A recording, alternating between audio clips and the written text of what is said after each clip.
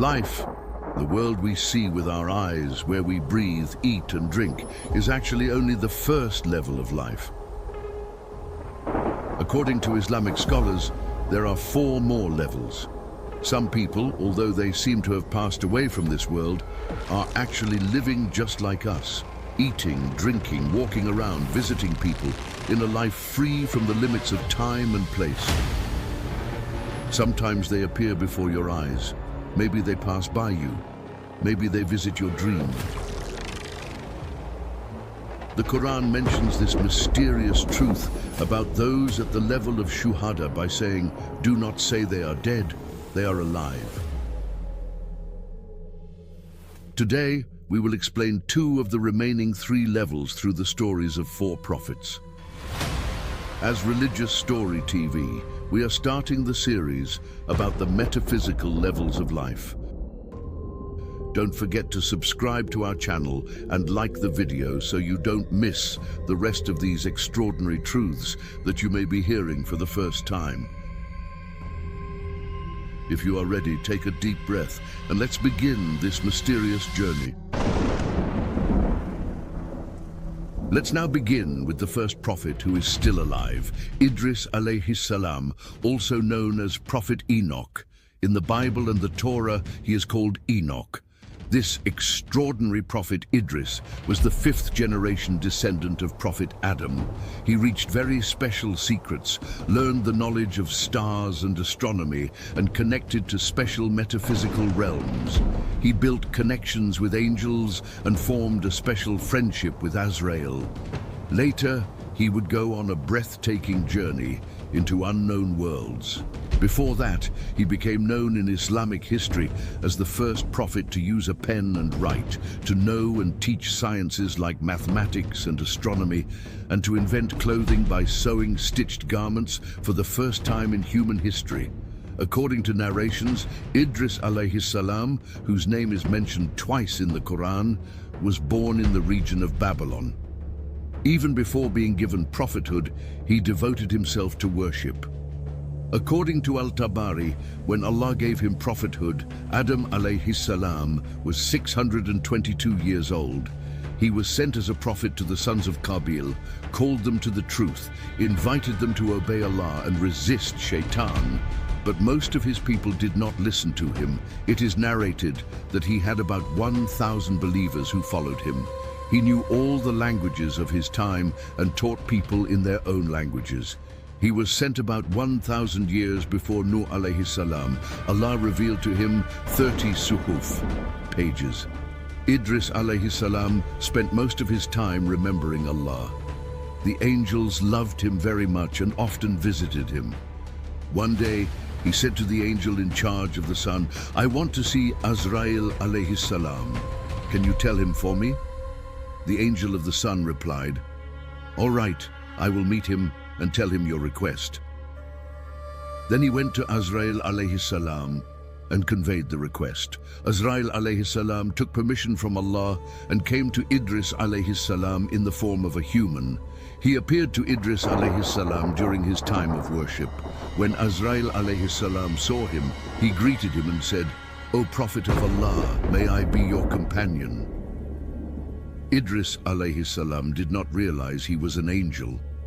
Thinking he was just an ordinary man, he said, "I have dedicated these 4 days to worship.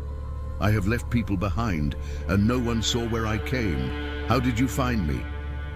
Azrail alayhi salam said, "O Prophet of Allah, I am also a servant of Allah. I wanted to meet you and worship with you. Please let me join you." Idris alayhi salam replied, "You will not be able to endure my companionship. I eat little, drink little, sleep little, and worship continuously. You will not be able to keep up with me." Azrail alayhi salam said, "I hope Allah gives me strength. Inshallah, I will endure." Idris alayhi salam accepted him, and they started traveling together. They spent 1 day in dhikr, worship, gratitude, and fasting. In the evening, while walking, they saw a shepherd on the road. Azrail alayhi salam said to Idris alayhi salam, "O Prophet of Allah, we have set out on a journey, but we don't know where we will stay tonight. Maybe we won't find food where we go. Since there is a shepherd here, let's buy some milk from him. Wherever we stay tonight, we can drink milk to break our fast." Azrail alayhi salam wanted to test Idris alayhi salam with this, because as an angel, he did not need food or drink. When Idris alayhi salam heard this, he became angry and said, "Never say something like that again. Allah guarantees our sustenance. Wherever we are, He sends our sustenance there. Does Allah not know where we will stay?" Azrail alayhi salam said, "Astaghfirullah," and they continued walking. When night came, they stopped at a place. Idris alayhi salam became very hungry. They prayed, and Allah sent them a table of food. Idris alayhi salam said to him, "Come, eat." Azrail alayhi salam said, "I swear by Allah who gave you prophethood, I do not feel any desire to eat." Idris alayhi salam replied, "Then I will eat a little," and he began eating. But he started to feel suspicious about this man, because earlier he had asked for milk because of hunger, but now he was not eating anything. After eating, they stood for prayer and prayed without stopping until the end of the night. Idris alayhi salam became tired and sleepy. He looked at Azrail alayhi salam and saw that he had no tiredness, no sleepiness, and no hunger.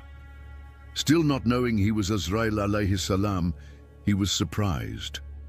For Azrail, such worship was very easy, because there were angels in the heavens who had been standing in Qiyam since before the world was created and had not yet bowed into ruku. Idris alayhi salam said in amazement, "I did not know there was a person on earth stronger than me in worship. It was never told to me. But you are stronger than me." And he belittled his own worship.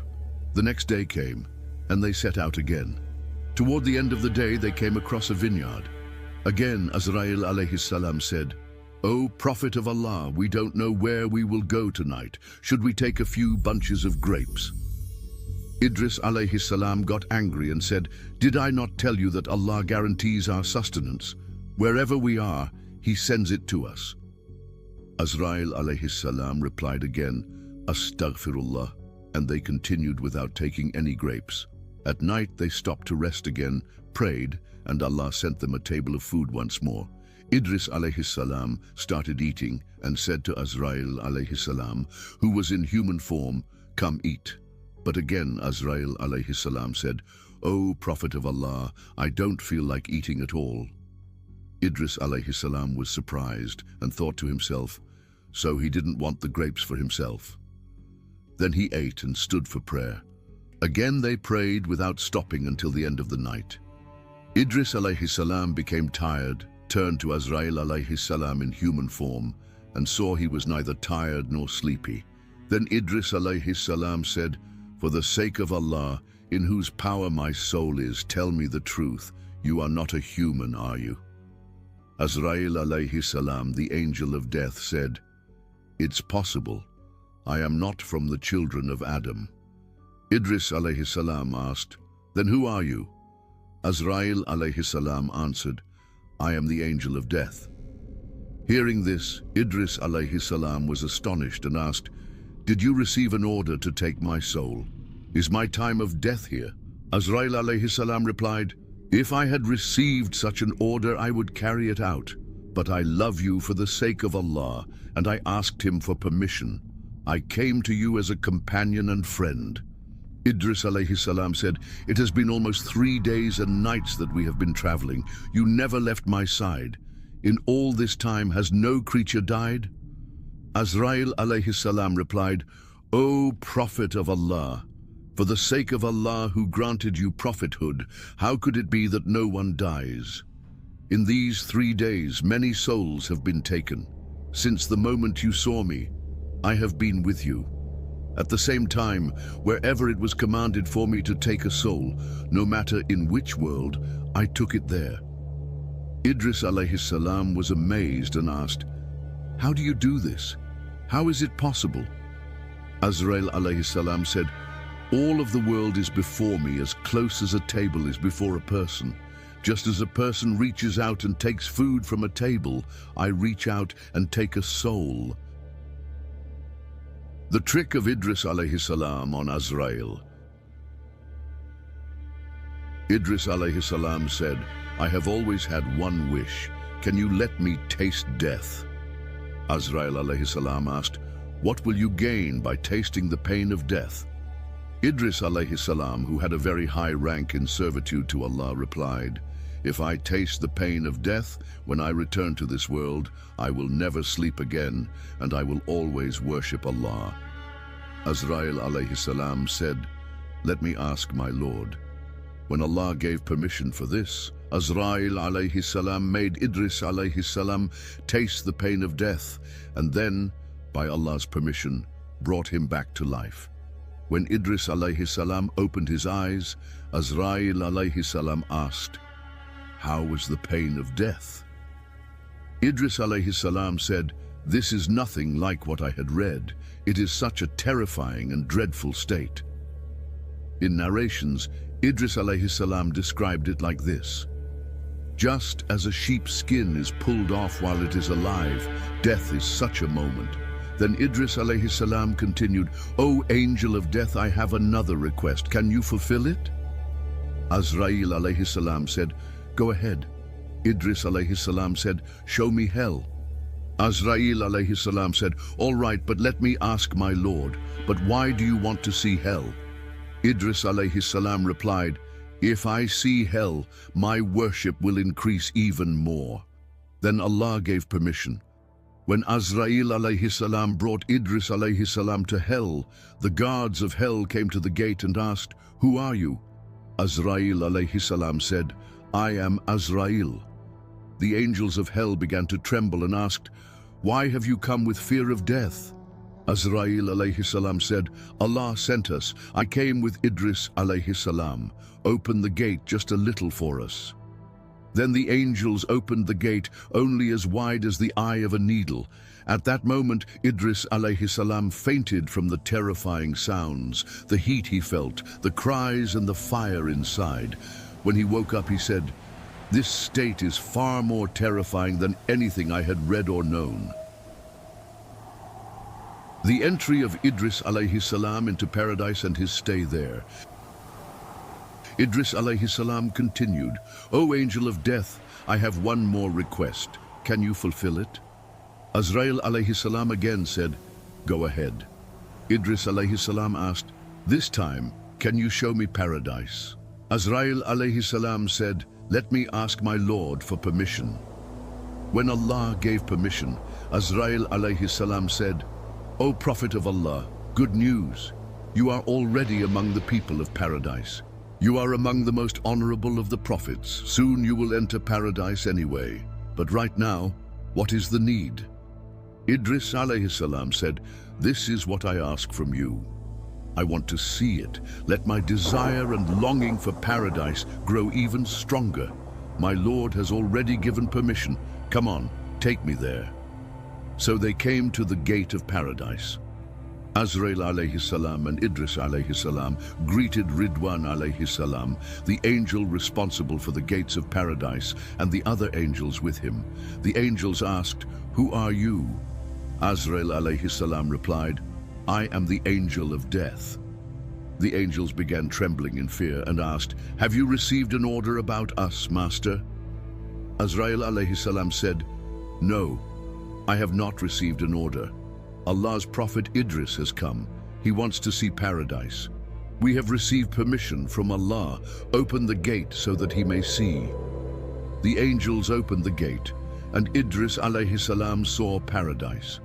When he felt its coolness, smelled its beautiful scents, and saw its rivers, his heart became attached to it. He said, let us enter and eat some fruit and drink its water. Then my desire for paradise will grow even more, and I will increase my worship. Then Idris alayhi salam entered, ate from its fruits, and drank from its rivers. Azrail alayhi salam said, come on, it's time to leave. Let's go back. Allah will already bring you into paradise on the day of judgment together with the prophets. For now, this is enough. But Idris alayhi salam grabbed onto a branch of a tree and said, "I will not leave. Even if you try, I will fight you." Azrail alayhi salam was surprised and said to Allah, "O my Lord, I do not have that much authority. He wants to resist me. What should I do?" Allah said, "Appoint one of the angels as a judge between you and enter into a trial. Both of you present your evidence." Azrail alayhi salam asked Idris alayhi salam, "What evidence will you present to me?" Idris alayhi salam said, "I will bring evidence from the verses." He continued, "The judgment of Allah is that every soul shall taste death. I have already tasted death, and the people of paradise will say, 'We will never die again.' In the world, there is only one death, and I have already experienced it. Is there any verse that says Allah kills his servant twice?" Azrail alayhi salam replied, "No." Idris alayhi salam continued, "Allah also says, 'There is none among you except that he will pass by hell. I have already passed by it.' And he says, 'They shall never be removed from paradise. Now I have entered paradise. Once entered, there is no leaving. This is Allah's decree. Because of these evidences, I will not leave." Azrail alayhi salam asked Allah, "O my Lord, what should I answer him?" Allah said, "My servant Idris has defeated you. By my glory and majesty, I knew with my eternal knowledge about his death, and I tied his death to the moment he experienced it with you. I also wrote in eternity that he would enter paradise with you now, and it was already decreed and destined that he would not leave. O angel of death, leave him there. My servant Idris entered paradise by my command, and by my command he shall never leave." And thus Idris alayhi salam settled in paradise.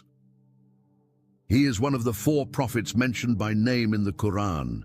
In Surah Maryam, verses 56 to 57, it says, "And mention in the book Idris. Surely he was a man of truth, a prophet, and we raised him to a high place." Maryam 56 to 57. The expression in the Quran, "Rafa'ahu Allahu makanan aliyan," Allah raised him to a high place, has been interpreted by many scholars to mean that his soul and body were both raised to the heavens and that he is still alive. In some authentic hadiths, it is narrated that Idris met the Prophet Muhammad sallallahu alaihi wasallam on the night of Mi'raj in the 4th heaven. Then we ascended to the 4th heaven. There I saw Idris. The angel said, "Welcome, O righteous brother, O righteous prophet." Bukhari, Muslim, Iman, 259. This hadith is seen as one of the clearest evidences that he is still alive. Commentators like Imam Qurtubi and Imam Tabari also state that Idris's life continued after being taken up to the heavens like Isa, and that he will remain alive until the Day of Judgment. Said Nursi in his book Shu'ala, while explaining the levels of life, writes about Idris, "Some individuals who are at the 3rd level of life were raised to the heavens with their bodies and live free from the constraints of time and space. Idris and Isa are in this level. Their life is connected to ours and concerned with our world. Shu'ala, levels of life." What he means here is that they are not dead, but live in another dimension, with their soul and body together in a barzakh-like life. Being free from time and space, they can sometimes appear to people without being recognized. This also points to this level. In Islamic sources, there is also a story narrated from Salama and mentioned in many tafsirs. Idris was a friend of the angel of death. He said to him, "Show me paradise and hell." When the angel of death showed him both, Idris was raised alive to the heavens. This story suggests that Idris was elevated not just spiritually, but physically, with both his soul and body. Second, Khidr alayhi salam. Whether Khidr alayhi salam was a prophet or not has been a matter of debate among scholars. He is one of the most mysterious figures in history. He possesses the hidden and dangerous knowledge of Ledun. Some say that Khidr and Zulkarnain alayhi salam were cousins. Our Prophet Muhammad alayhi salatu wasalam explained in a hadith why he is called Khidr. He was called Al-Khadr because even if he sat on dry grass, it would turn green. Many tafsir books mention that his long life, which will last until the time of Dajjal, is because he drank from the Abu Hayat, water of life. At that time, the great King Zulkarnain learned from one of the ancient holy books that a man from the land of Sham would drink from the water of life and gain a very long life. So Zulkarnain set out east and west to find this miraculous spring. On this journey, Khidr alayhi salam was with him. During their journey, they entered a dark and mysterious region and became separated. At that point, Khidr alayhi salam found the water of life and drank from it. But Zulkarnain could not find it and missed the chance. It is said about the Abu Hayat, it is colder than ice, whiter than milk, and sweeter than honey. However, many scholars say this is more of a story or narration because it does not appear in the Quran or authentic hadiths. According to a narration from Ja'far as-Sadiq, passed from his father, Zulkarnain searched for the water of life but was surrounded by darkness and could not find it. Khidr found it and drank, which is why he has such a long life. There are many narrations about this. Thus, Khidr alayhi salam is still alive, but he is not living at a level of life as we know it. He does not need the things humans need to survive. The lives of Khidr and Ilyas alayhi salam are a little different from ours. They live at the second level of life, meaning they can be in many places at the same time. They are not bound by time and space. They can appear anywhere they wish, even in more than one place at the same moment, just like Azrail alayhi salam. Sometimes they eat and drink like us, but they are not obliged to. In fact, there is a spiritual rank called the rank of Khidr. A wali who reaches this rank learns from Khidr alayhi salam and meets him. Khidr helps people in difficult situations. He removes their troubles. With the permission of Allah, he can be in many different places at once and help people wherever they are. He helps those who obey Allah and follow his path, often from unknown and unexpected ways, and people usually don't realize it. He can even appear in the form of any person he wishes. Khidr alayhi salam has a knowledge called Ilm al-Ladun, Ilm al-Batin, or Ilm al-Ghaib, which covers past and future. This knowledge cannot be gained by effort. It is a gift from Allah. Khidr alayhi salam has been granted this knowledge. The Sufi scholar Kashani said, Khidr was present in the time of Musa and continues to live until today. It is narrated, Ibrahim ibn Adham saw Khidr in the desert and with his advice turned to the path of Zuhd and learned the Ismi Azam from him. Bayazid al-Bistami walked with Khidr. Bishr al-Hafi said he met him. Ibn al-Arabi received a cloak from Khidr. Ahmad Yasevi's father, Sheikh Ibrahim, also became a friend of Khidr. In some narrations it is said that Khidr's lineage goes back to Adam, and his long life is because of a dua made by Adam. Before his death, Adam said to his children, "My body will be kept in a cave. When you leave this land, take my body and bury me in the land of Sham. Whoever buries me in Sham, Allah will grant him life until the day of judgment." After Adam was buried, this blessed long life was given to Khidr. One day, Musa alayhi salam was giving a sermon to Bani Israel when someone asked him, "Who is the most knowledgeable person in the world?" Musa alayhi salam replied, "I am the most knowledgeable among the living today." But Allah did not like this answer and said to Musa alayhi salam, "O Musa, I have a servant who has knowledge that you do not know. He is at the place where the two seas meet." Musa alayhi salam said, "O my Lord, I want to meet him." Allah said, "Take a fish with you and put it in a basket. At the place where the fish disappears, you will find him." So Musa alayhi salam set out on a journey with his helper, Yusha bin Nun. When they reached the place where the two seas meet, they decided to rest. While resting, the fish jumped out of the basket and into the sea. The next day they continued their journey.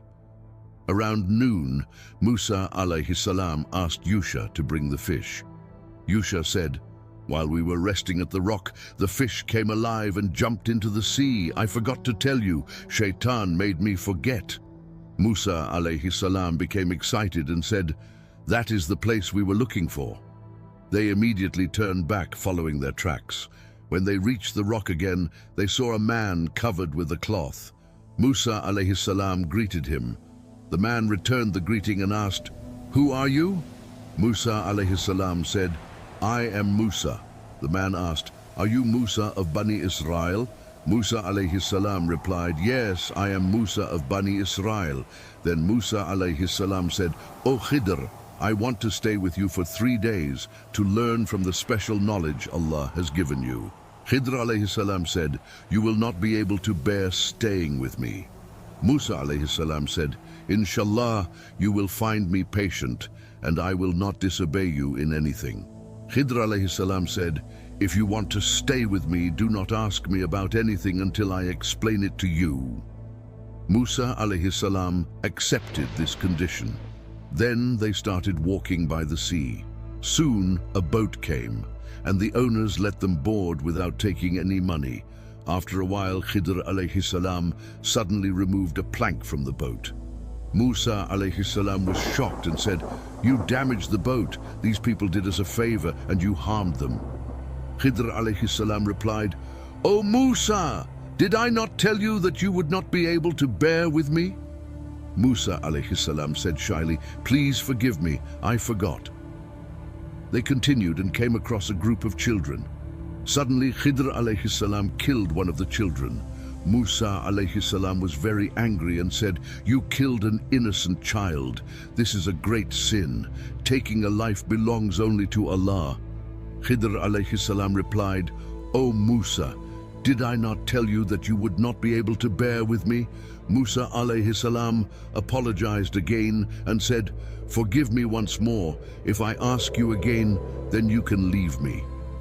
They continued their journey and reached a village. They asked the villagers for food, but no one gave them anything. Then they saw a wall about to collapse. Khidr alayhi salam repaired the wall without expecting any payment. Musa alayhi salam said, "These people didn't even give us food, yet you fixed their wall for free. You could have asked for payment." Then Khidr alayhi salam said, "O Musa, this is where we part ways. But before we part, I will explain everything to you. The boat belonged to poor fishermen. There was a tyrant king in that land who seized all good boats, so I damaged it slightly so the king would not take it. The owners can easily repair it later. The child I killed would have grown up to be a disbeliever. His parents were righteous, but he would have led them into disbelief. I prayed for Allah to give them a better, righteous child. The wall I repaired belonged to 2 orphan boys. Their treasure was hidden under the wall. If the wall collapsed, others would have taken it. I repaired it so they could take it when they grow up." The Prophet Muhammad sallallahu alaihi wasallam said, "If Musa alayhi salam had been more patient, we would have learned many more wondrous things from their journey." These events are mentioned in Surah Al-Kahf in the Quran, but the name of Khidr alayhi salam is not mentioned explicitly there. It is narrated that before the Day of Judgment, when Dajjal appears and spreads evil in the world, Khidr alayhi salam will appear again, calling people to Allah's path and to believe in His oneness. Dajjal will confront him saying, "I am your God, believe in me." Khidr will refuse and declare his faith in Allah. Then Dajjal, in front of people, will split Khidr's body in 2 and kill him. But then he will rejoin his body, bringing Khidr back to life and ask, "Do you believe in me now?" Khidr will reply, "Now I am sure that you are the Dajjal," and it is said that he will give his final breath in this way. 3. Isa alayhi salam. The other prophet mentioned by name in the Quran who is still alive today is Isa alayhi salam. He was sent as a prophet to Bani Israel. His mother Maryam was a pure and devoted woman, dedicated to Allah. As described in the Quran, one day an angel appeared to her and gave her the glad tidings of a son. Maryam, surprised, asked, "How can I have a son when I have no husband?" The angel replied that this was the command of Allah and that He can create whatever He wills. Maryam withdrew to a remote place and gave birth to Isa. She then returned to her people with the baby. The people were shocked to see her with a child and accused her. Maryam did not speak but pointed to the baby. Then Isa spoke as a newborn and said, "I am the servant of Allah. He has given me the book and made me a prophet." Thus his birth itself was a miracle. When Isa grew up, Allah sent him as a prophet and gave him the Injil. He called people to follow the Torah and worship Allah. His greatest distinction was being supported by miracles. With Allah's permission, he made a bird out of clay, breathed into it, and it became alive. He healed the blind and lepers, raised the dead, and informed people about what they ate and what they hid in their homes. Bani Israel tried to kill Isa alayhi salam, but Allah protected him by His divine power. Instead of letting them harm him, Allah raised him alive to the heavens.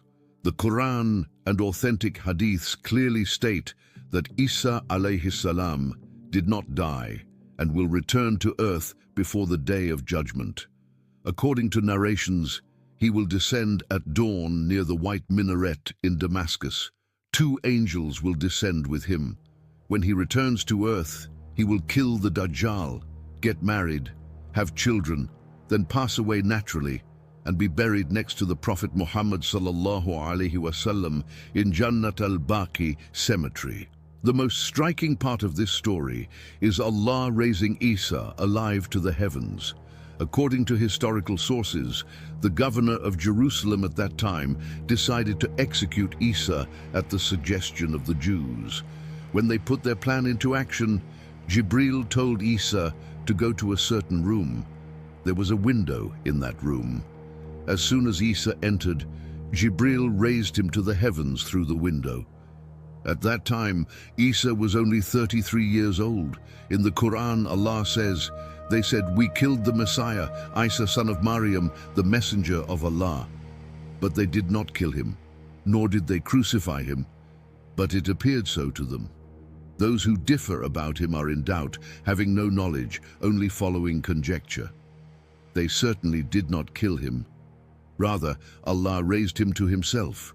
Allah is Almighty, all-wise." Surah Nisa 157 to 158. Allah made someone else resemble Isa, and the Jews, confused, captured and crucified that man, thinking he was Isa. At that time, 3 different opinions arose among the people about him. One group said he was God, one group said he was the Son of God, a third group said he was the servant and messenger of Allah. Unfortunately, over time and under the influence of pagan Rome, the first 2 groups overcame the third. By the year 325 CE, the claim that he was the Son of God was officially adopted by the Church, and all other views were declared heretical. Thus, according to Islam, the religion was altered and changed from the form originally revealed by Allah. We, as Muslims, believe that when Isa descends as the Messiah, he will restore the true message and bring Christianity back to its original Islamic essence.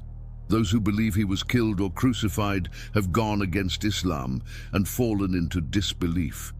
He is still waiting for the time when he will descend from the heavens as the Messiah. When the time comes, he will return to earth. 4. Ilyas alayhi salam. According to Islamic literature, another prophet who is still alive is Ilyas alayhi salam. His name is mentioned twice in the Quran. Ilyas was a descendant of Harun. The time in which Ilyas lived was one of the darkest periods of Bani Israel. The Israelites were living in the lands of the Canaanites, and they began to worship a false god called Baal, influenced by Canaanite pagan beliefs. Baal was seen by the Canaanites as the god of storms and fertility. Giant statues were erected in his name, and people would bow to them and offer sacrifices. At that time, the wicked King Ahab and his pagan wife Queen Jezebel ruled over Bani Israel and actively encouraged Baal worship. In this dark period, Allah sent Ilyas as a prophet to guide Bani Israel back to the truth, to Tawheed, the oneness of Allah, and to stop worshipping Baal. Ilyas became the leading figure in directly opposing Baal worship. On Mount Carmel, he confronted 450 false priests of Baal. The priests prayed to their false god for hours, begging for rain, but nothing happened. Then Ilyas set up an altar, poured water over it, and prayed to Allah. Immediately, fire descended from the sky, burning everything on the altar. This miracle opened the eyes of the people, and they repented, saying, "We will worship only Allah." Rain returned, ending the drought. But after some time, despite all that had happened, the people returned to their old corrupt ways. Ilyas became deeply saddened and lonely when he saw his people falling back into misguidance. According to narrations, he became so upset and hopeless about reforming them that he no longer wished to remain in this world. One narration says, Ilyas prayed to Allah to raise him to the heavens. At a certain place, with Eleazar by his side, a shining horse of light descended from the sky. He mounted it and ascended, throwing his cloak down to Eleazar as a symbol of prophethood. Ibn Kathir narrates this story, but notes that it seems to come more from Israelite biblical traditions. Allah knows best.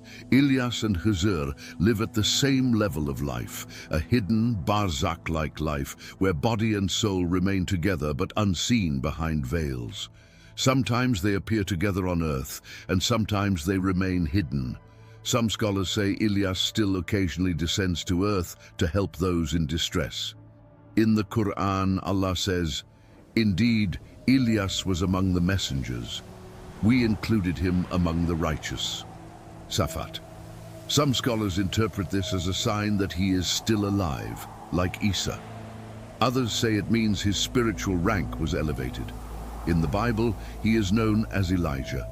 A narration from Anas radiallahu anhu says, "One day, while traveling in the desert with the Prophet sallallahu alaihi wasallam, we heard a voice saying, 'O my Lord, include me among the ummah of Muhammad sallallahu alaihi wasallam.'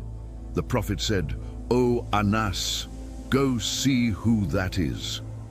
I climbed a hill and saw an elderly man in white clothing, worshipping. He asked me, 'Are you a companion of Muhammad sallallahu alaihi wasallam?' I said, 'Yes.' He told me, 'Send him my greetings and tell him Ilyas wants to meet him.' I returned and delivered the message. The Prophet took me along to meet Ilyas. They talked for a while. During their conversation, a table of food descended from the sky. The Prophet called me over and we ate together. After the meal, a shining horse descended.